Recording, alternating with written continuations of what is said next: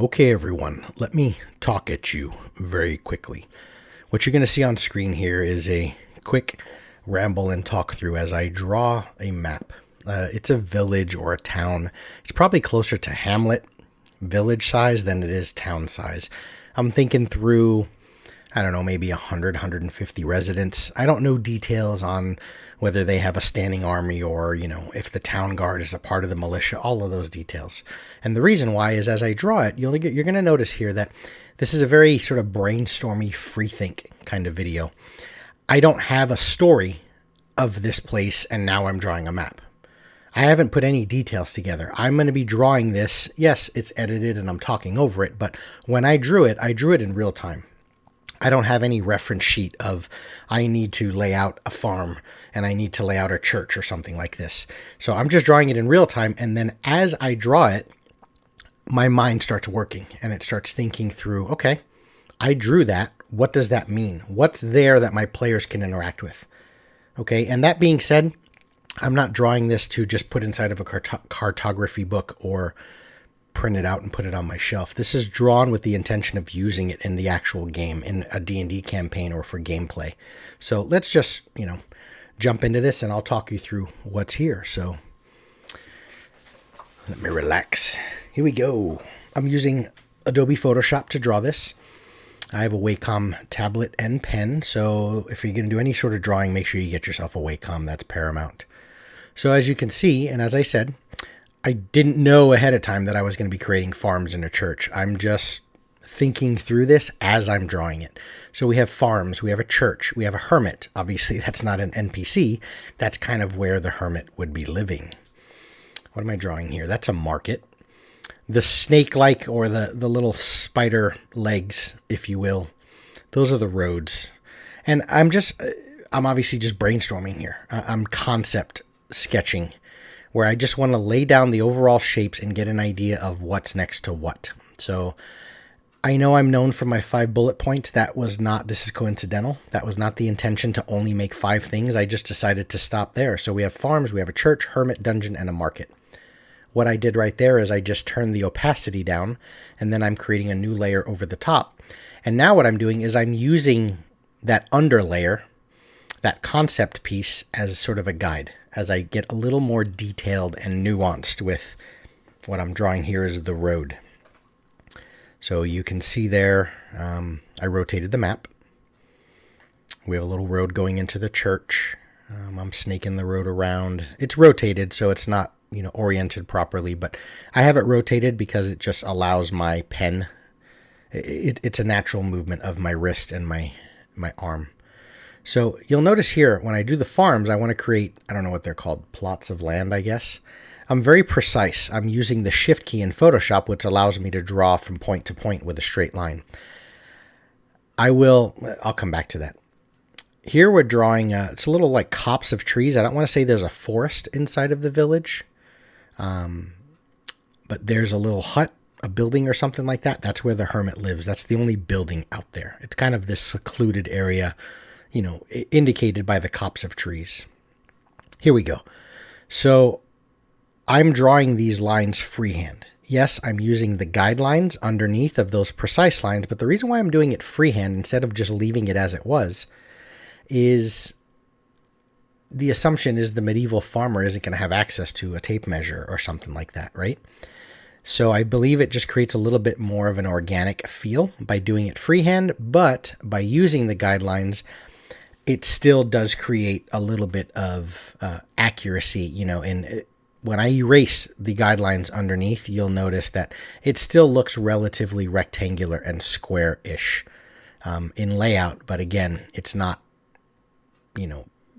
modern time precision. There it is. That's what it looks like. It's a little more crude, a little more awkward, but straight enough. So that was just a guideline. Now, interestingly, what happens here is I know when I was drawing this, my mind starts thinking, it started to feel like I was redrawing something I had already done. And what you're going to see as I make these sort of, I don't know what these are called, but as I'm starting to detail out these little plots, these little farm areas, I started to think through, I've done this already. And in just a moment, I'm going to create the residences, the little buildings where the farmers would live that tend to this farm.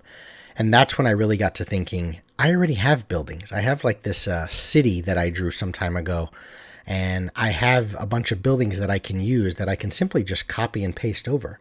And that's what you're going to see coming up here in just a moment. So just zooming in, zooming out constantly. I kind of realized based on scale that the farms were a little too big, or way too big. Copy and paste them, rotate it just to create more. I'm not worrying about the accuracy of whether people would actually lay out farmlands like that. I think that's beside the point of the video, and I don't think that should be your focus when you're creating a village anyway. Your players aren't going to mention something like that. You know, let me pause this video real quick and kind of talk to you about why that's so important. When you're creating a map, it doesn't matter if it's a city, especially if it's a city, because it's so big, right? You don't need to draw every building in a city of 40,000. I mean, no one, look at any map of Waterdeep from Forgotten Realms. You don't see every little building. You just need to know what quarter you're in. When your PCs are going to look at this map and they need to find a farmer that has some information, they're just going to ask, where's the farmlands? Where would the farmers live? And all you need to do is point on the map and say, they live over in those houses that are over near those farmlands. So everything here is more of a, it's kind of a guidepost, if you will, that you as the DM and your PCs can go to know where gameplay is. You're not going to create better gameplay by detailing out, you know, and making sure that every plot of farmland is aligned because that's how it really was in medieval times. Just tell me where the farms are. Tell me where the church is. Give me some sort of a scale and give me an indication. When I walk from the farms to the church, if shit hits the fan and we need to go into the holy place to protect ourselves, how many minutes is it going to take to walk from the farmlands to the church? That's all I need to know. I'm not going to worry about, oh, wait a minute, that church doesn't look accurate because there's actually a nave before you get into the sepulcher, whatever. So keep things, you know, yes, aesthetically you can detail things out, you know, add color and shadow and highlights and make it look good. But it doesn't have to be like real world historically accurate, because when you start to think through that, you inevitably end up losing the coolness oftentimes of your gameplay because you're getting too analytical with it. So let's get back to the narration. So here I'm drawing the buildings. And as I said, I'm realizing unless I really want to noodle and detail this and spend a lot of time on, you know, the various architecture of these wooden buildings, I kind of think through, I've done this already. So let me pull up some things that I already have. And that's what I'm going to do in just a moment here. I'm going to open up this file where I've already spent hours drawing different shapes and buildings. So you can see here, I'm trying to think through scale. Once again, selecting it. And right here, look at all those buildings. There's a lot of jumping back and forth. I have multiple files open in Photoshop. But what I'm going to do is I'm going to choose that building. There's the church. That's just copying and pasting, bringing it in. So now I don't have to redraw the church. Yes, it's a lot more precise, but that's okay. You know, the architecture of the buildings is probably going to be more precise than the plots of land where the farms are going to be. Here you can see I'm bringing those farms in. I will delete the ones that I just spent that 8 minutes drawing, bringing in some more buildings. That's all this kind of next segment is here, is just bringing in some stuff, bringing in some buildings. There's some more farms coming in now, and the buildings that are nearby, right there to the left, are where the farmers would reside and live. You know, the assumption is those that are tending to the farms, this is kind of a farming town. So that's the most important part of, you know, as far as how they live and how they thrive. So there's going to be farmers that are living nearby so they can tend to their farms at all times. That structure right there is what I'm going to be using for the dungeon to represent that. Like there's some secret crazy dungeon entrance. I did not redraw the forest at all. I left it as it was. Okay, that's where I kind of thought maybe there's too many buildings. That looks almost more like a real hot spot. I didn't want it to conflict and contrast with the market and sort of the central hub where all the people of this village live. So I wanted to just create a few buildings over there in the farmland. What am I doing here? I'm erasing that because that was the same object or same shape building, I guess, that I have for the dungeon. So again, I'm just noodling. I'm moving things around. And I have that guideline underneath. underneath. But now what you'll notice what I'm doing is I'm moving things. I'm trying to think through. This is where I'm actually starting to think through from a gameplay perspective of, would the dungeon be that close to the temple? Would the people that, the bulk of where the residences are, which is that area right here that I'm shrinking right now, would that be really close to the dungeon? Or would maybe people not want to live near, the scary place? So that's where I was moving things around a little bit. What's going on? That's just checking audio or video recording. Here I'm kind of noodling a little bit, trying to get a little more detail with the road. I think I kind of abandoned this. I didn't want to put that much into it. Now what I'm doing is I'm creating these little road lines here, which I believe just adds a lot on the map, because what it does is it creates movement.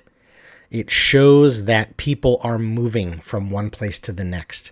Yes, the hermit area has kind of his own little secluded spot, and not many people go out there unless you need to talk to that haggish type of dude, right? But you'll see when I make these roads here, and then I kind of chop at them, which is what I do on all of my overland world maps and stuff like this. So let's see where we go with this. See, there's some more roads snaking their way through. It'll look a lot better once I kind of segment them out.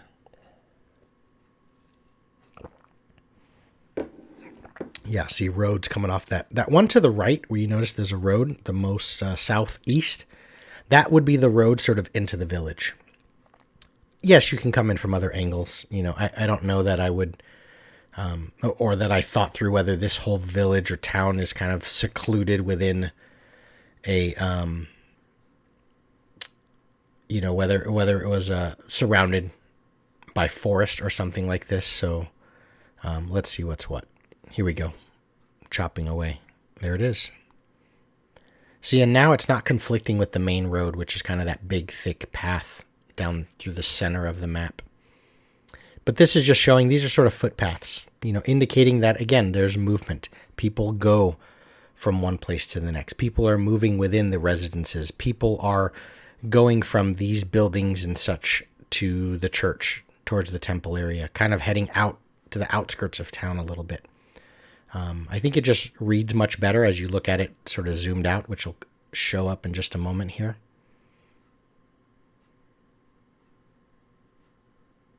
It doesn't have to be precise. See what I mean? Let me look how that looks. Now what I start to do is now we're going to start to detail it out a little bit. I'm being very loose. There's many ways to do this. I can definitely lasso tool and sort of highlight all of the farms, and if you create things on new layers, so the farms are on one layer, the forests are on another layer, the buildings on another layer, it becomes easier to paint over. But all I'm doing is I'm just putting a color over the top on multiply. When you do it in multiply as a blending mode in Photoshop, it allows the line work underneath to show through. So I'm using a different brown than what I used in the farms, but there's a lot of thought going into this. I'm being loose with my line work. You can see I want it to be imprecise. I want it to look like it was more hand-drawn. So you notice that, I'm not filling in every little space. There's leaving some white space there. The brown I'm using for the buildings is the same throughout all of the buildings in this village. And what that indicates, and that's what I'm thinking through, and that's where I believe the value of this is not just watching me make a map. If you have any questions on the actual skill work or the skill and what buttons I'm using in Photoshop or how I'm drawing it or whatever, go ahead and ask in the comments. But I believe the value of a video like this is not so much in what I create, in that I'm making a medieval village. It's how I create. What's my thought process? And by using the same color for all of the wood, what it does is it informs the viewer, the players, that these guys don't have the resources to import all sorts of different lumber. Like, they just get one big bulk, maybe from this forested area that's where I'm drawing right now. And they have the same wood, right? They don't have the sophistication of creating, oak and whatnot. Now, you'll notice this brown right here on the cathedral is different than the brown that's down there or that you see on the rest of the screen. Maybe they did bring in a little more of a reddish wood, right? Because the cathedral, especially if it's something that big, I think for a small village, that cathedral is a little extreme. A village like this would probably have a shrine. They're probably not going to have a temple. But whatever. where I'm going with this part here and changing all these colors of the faith is kind of about blue and gold. And by creating a little bit of a different wood and having that building be so large, it shows the importance and the opulence of the faith within this little village, because the cathedral stands out. Here, the dungeon, I'm just using some gray and darker grays for stone. I will do a highlight layer in a little bit, just filling in colors, making it look, kind of neat. These are sort of like merchant tents. I didn't want to use the same color scheme that I did for the church. And that's something you want to think through, because I don't want players thinking that the people that are selling underneath those tents are affiliated with the church in any way. I didn't want you to think blue and gold and, oh, there's the same color scheme. So I use that kind of orange and neon green. Here, there's just a million different textures and layers that I'm putting over it just to give the map a little bit more of an interesting feel. Blending modes, moving things around. Ultimately, I end up kind of changing some stuff around, and at this point, I'm pretty much committed because everything is kind of merged together, so I can't pull anything out anymore. Now I'm labeling. Okay, and by labeling and figuring out my fonts and the names of things, now is when I can start to create some story points. I have the map. There's my little village, the village of Tunney. But as I name these things, I've made videos on this, how important the labels of your maps and your stories are, or your places, I should say. As you start to name these things, the names kind of inform where you're going to go, right? Like right here, I was going to say the Faith of Baron. Number one, I didn't like the font, so I'm going to simplify it in a moment. Well, let's go with the Church of Baron. And then I thought, you know what? Let's do this. Church of the War Soul. What does that mean? I don't know yet. But War Soul and the colors and the fact that this building, which seems a little out of place in such a small village, is so, noticeable, tells you how important the Church of the War Soul is in this area. I'm latching in and leaning into that Tunney thing. So you have Tunney Street homes. That's where the residents are. The rat markets is the center area. That's where folk go to that's the kind of the common area. And then their big export, import, whatever, they're a farming village. So the Tunney Hill Farms, and then the Dungeon of Odd. I don't know what that means, but it's odd, right? And then if I was to pause for a second, what I'm going to do is I'm going to kind of just leave it on screen. We'll leave it. Hold on one moment. We'll leave it there for a moment. Let's leave it here and let's talk over this very, very quickly, right? I'm going to pause right there. The village of Tunney. What do we have? We have the Dungeon of Odd. What does that mean? I don't know, but the name itself gets the wheels turning, and that's what you want to do. Okay, you don't have to think through it when you draw it. The rat markets, that's the center area. I'm going to move that text over in just a little bit because I don't like it sort of over the middle. But the rat markets is kind of where your tavern is, and so on and so forth. Tunney Street homes, that's where that's where the residents live, right? That's where the residents live. The Church of the War Soul, that's sort of the big iconic building in this place, right? This is a very religious group of people that live here. But the Tunneys, kind of like the Baggins, right? Whether they're halflings, it sounds very halfling-ish. Tunney Hill Farms, this is a farming village, and they produce some important things, things that they export out to the larger towns and perhaps even the capital city. But by indicating that, it shows on the map because the farms are a very big area of the map. They occupy the whole northwestern area. And then Old Waskins, that sounds like Elmer Fuddish, but Old Waskins is that's the hermit. That's the NPC. And maybe, I can start linking now some things together where Church of the War Soul, and you'll notice the blue and gold, but notice over in the Dungeon of Odd. I know it's tough to see because of the texture I put over the top, but there's also blue and gold in the dungeon as well. Which means that the church has sort of claimed ownership of the dungeon. Maybe they're the ones that are paying adventurers for expeditions into that dungeon. And Old Waskins is one of the guys you want to see. He's the prophet or the seer or even just the crazed man that is superstitious about the dungeon, and he's the guy that truly knows about some of the monsters and threats, so you'd have to interact with him at some point. The rat markets, that's where you might want to go to re-equip, right? That's where you might want to go to uncover any secrets, right? Where the job board might be or the rumors around town. Tunney Street Homes, if you're actually going to speak to one of the residents or you want to stay in this place, you love the food that comes out of the Tunney Hill Farms and you want to live here for 6 months, that's probably where you're going to live. You're going to live near the church. So that's kind of the overall thought process. I'm going to fast forward a little bit here or keep it going. That's it.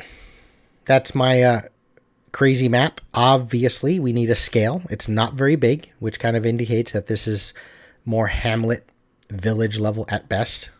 That line right there, as I shrink it down, that's 30 feet.